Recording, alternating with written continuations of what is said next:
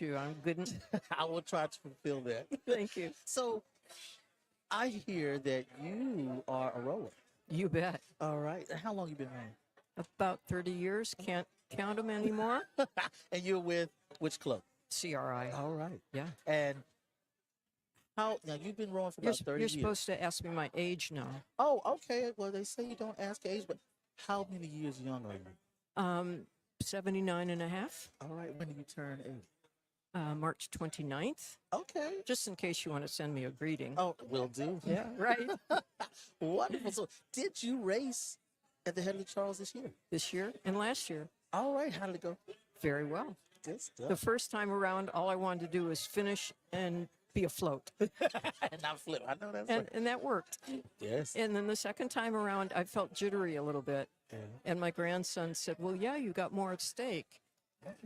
Okay. It's yeah. not just being afloat, you want to do better. I said, yeah, that's And right. you did. I did. So I hear that you have one of the best coaches. I do. Anton Prodon is fantastic. Yes. Now, wasn't he an Olympic level coach? Olympic level, he's been on the Ukrainian national team. His daughter just won the under 17 and was third in the youth. Yes. She won Canadian Henley. Oh. She won under 17 in nationals. She's only been rowing 2 years. That's genetics and good coaching. That's good coaching and Yes, tremendous discipline. But you know what? There's something that is within her Yeah, that you can't coach. That has to be within. that's right. That's something they always talk about, a fire that burns within an athlete that a coach cannot. You can't teach that. That has to be something that is within. And so she has. I think also seeing awards and past accomplishments of her father does motivate her Sure. to want to have it of her own. Sure. But let's talk about you and Yeah. your motivation. I So- like, I love to be physically active. I love to be on the water in small boats. I love the movement of the single scull.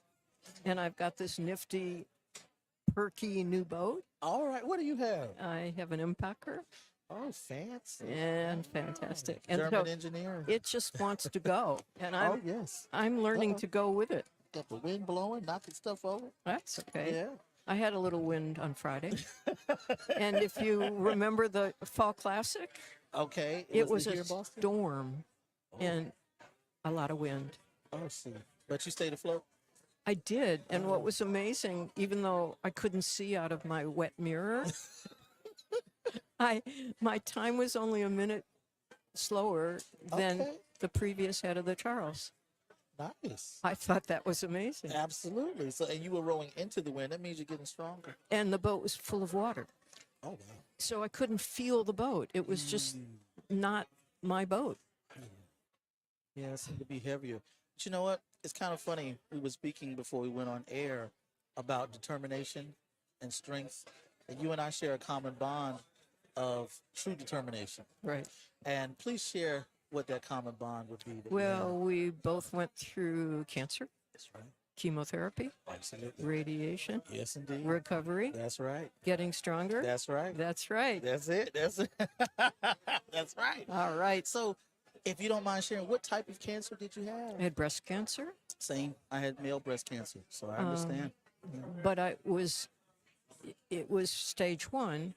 But you know those fancy oncotype tests? Mine said I had to get chemotherapy, so it wouldn't come back. So I did, had a great oncologist, MGH, and I'm good to go. That's fantastic. I unfortunately had to go through it twice. Oh, I had no. 2 times. But you know what? It's all right because I went through it the first time, so the second time I knew what to expect. Yeah. But I was determined not to have it a third time. Yes, that's But I good. tell you one thing, you know, you know this. Going through chemo, you lose your sense of taste, and after chemo is over, after all of the treatment is over, when you start to get that sensation back, food never tastes so good. That's before. right. That's right. Butter and ingredients, Yeah, the sugar right. is just so good. Well, it's like life, you know. Yes. It's just you appreciate it, and you don't want to waste, a moment of it. That's right. It's funny because we always talk about how life imitates rowing. And I was speaking with someone earlier about how life imitates rowing, where we have rough patches in life. When you were racing and it was rough water, but you weather it That's right. and you That's go right. through it, That's and right. you're there to tell about it later. Right. And then when it's a smooth patch, you enjoy it too. Yeah. Sometimes I use analogies from sculling with my psychotherapy patients. Sometimes I share a little bit of my life. It depends if it's appropriate or not. Yes. And there's so many metaphors and analogies that really come into play. Yes. So true indeed. Yeah. Yes. So you mentioned psychotherapy. What do you do Well, outside of rowing? I'm a psychotherapist, All right. a psychoanalyst. Okay. I teach clinical writing to other psychotherapists and psychoanalysts who want to be more creative about the way they write about what actually happens in the clinical environment. Okay. And I have a book out on that too. What's So the we could name have of another it? interview. Absolutely. Yeah. What is the name of your book? Okay. So you're an author. I'm an author, a writer, rower? a writing coach, a Yes. therapist, Yes. and I've never put so much time into rowing as I have this year with all of that going on. Wow. So there's a motivating factor. What is that motivating factor that has caused you to put so much more time in this year? I keep asking that question myself. Because rowing is addictive. Yeah, that's It true. is. I love to learn. I love to feel like I'm getting better. Yes, So I get to go beyond myself, that's true. and that's kind of amazing. Yeah, and it's funny we talk about rowing and its longevity. It's open to every age group. So that's the beauty of the Charles. You can be a novice, you can be an elite, Right. you can be octogenarian Yes, and rowing well. that's right. And you can always learn something more in the sport. You can always improve. Absolutely. You get your catches right, you find out now my finishes are messy. Now you Right. find out, oh, getting my finishes correct. Now I'm rushing this. It's just always That's right. something you can always work on. So it never is a finished job. Right. But can always after polish it. after a hard workout and you're coming back to the boathouse and you're still with your coach and my coach is telling me, slow down, slow down. But it's like that rowing is such a gift. Yes, it is. Yes, it is. That I always talk about that feeling, a sense of flying, Yeah. you know, Right. and communing with nature and just being left alone sometimes in the single and no technology, no one speaking. I love it when it's flat water. Yeah. Yeah. See a duck or two. I Right. like duck. Turtles. Right. Yeah, Herons. exactly. Yeah, So exactly. just some nature, blue sky, just a little bit of wind, just a little bit, not Just too a much. little bit. Yeah, Yeah. it's just such a euphoric feeling. It is. But Yeah. I don't think I'm alone. I feel like I'm in relationship with my boat. True indeed. And I'm getting this constant feedback. And of course, that's in relation to the water Yes, and the it blades in the is. water. And Yeah, so I like that. I'm connected into a whole network of movement and, Yes, you are. and sensation. Yes. Yeah, because getting that run on the boat, you are communicating with it. You're right. Right. And it's communicating back because get a catch wrong, it'll tell you. And in that rainy race, and the boat was full of water, Yeah. it wasn't the same sensation I was used to. And it was like I couldn't get in sync. Yeah. Yeah. Because it didn't feel, you didn't have that normal feeling. No, the water was sloshing around. Oh, and God, I can imagine. So that's a lot of resistance. So it's kind of like a resistance training run that day. so it's like the relationship was askew. Something was off. Yeah. Yeah. Yeah. It's like the boat was angry with you. It said, I'm not having a good day today. No, not angry with me. It was very unhappy. It was to unhappy. have to carry all that water for 3 miles and not be in sync with me. That's right. It's like, so we all have bad days, boats included. Yeah, right. Right. But that sense of being synchronized, Mm. and letting the boat run, Yes. putting the power in, and then that's just delicious. Yes, it is.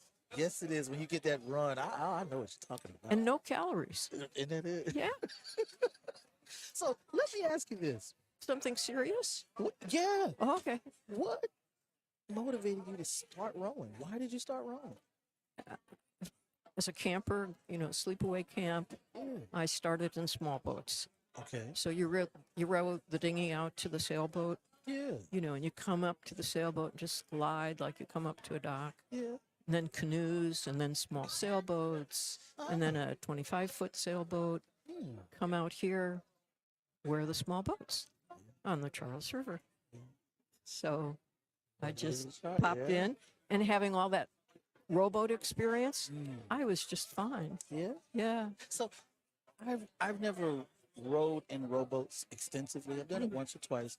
But what's the difference in feeling? Of course, it's wider, it's higher, but how do the two connect Well, in going terms of? backwards. Yes, true. Two hands. Yeah. But there's not the same glide in a rowboat. Oh, I'd absolutely. easily give the rowboat up for a single spell. But I was just comfortable doing it. I have a memory of the very first, not the first time, but one of the first times I went on the Charles in a learning signal Yes. single. And I was at one of the canoeing, kayaking outfits. Yeah. And there were two of us in a semi-private lesson. Okay. I got in the boat, shoved off, and was coordinated. I was just doing it. Oh, wow. The other guy. So the teacher said, "Go ahead," and I just went off on my own. I was in sight, and I see this other guy going around in circles. Oh, Lord. They always say like a baby giraffe learning how to walk, just Yeah. not coordinated, just all over the place. Just, But yes. I just felt comfortable, Yeah. and then I joined CRI and All took right. classes and Yeah. did a lot of group coaching and individual coaching, and then Anton arrived, and so I had the first time I've ever been in a training program, just totally different. The whole month's workout is laid out with progressions. Yes. It does make it easier. It gives you, you can have measurable data. You can almost see where you, yes. Yeah, and you can see your feel it. Exactly. Right. Because hey, I feel better in week 3 than I did week 1. Right. Yeah. And somebody's so attentive to you. And Anton's tweaking this or tweaking that or Yeah. guiding me. It's the most, I mean, we thrive on attention, right? But this True is indeed. attuned attention Mm. with the impetus to help you improve. Mhm. That's what we do as psychotherapists. I was a teacher for many years, and your students crave your attention and they want to seek your approval. Right. And they work so hard to hear good job. Yeah, And so you want to give them the tools that they need so that they exactly. can achieve. Exactly. I do a lot of teaching. Yes, so Teaching, you writing. know- Yeah. Yeah. Yeah. I'm not a good writing teacher. Well, we could talk about it. Math? All right. All right. I'll give you a freebie, just like Yes, you're giving me one. science, we could go with it. But Okay. yeah, and we always talk about coaching and teachers. You can have those who are fantastic rowers and great athletes, but they do not have that talent to make coaching or make the Yeah, right. sport they're doing become an applied science for someone else. That's right.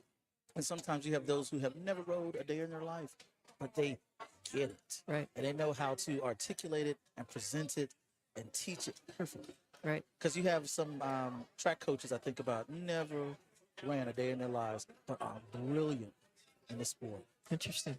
And it's beautiful when you have someone who has been an athlete, had tremendous success, and then they can also be a coach who makes it an applied science. I think those are the best because they know what you're feeling and they know how to address you as a coach, but also come to you as from an athletic or athlete's perspective. Right.